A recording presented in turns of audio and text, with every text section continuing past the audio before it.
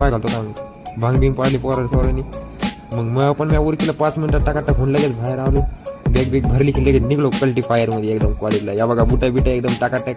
मला आज काय इम्प्रेशनच मारतो कॉलेजमध्ये. चालू होतं वाटाने म्हणलं गाडी तर नाही आपल्याकडे. निघलो डिगी.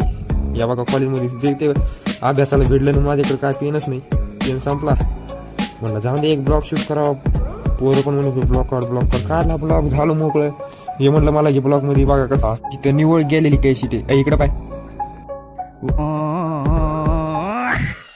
कॉलेज सुटलो पटकीन पोरांना वाटलं आता 5 वाजले पटकीन चहा आला असेल. कसे पळत चाललेत निघाले काना चहा पिण्यासाठी.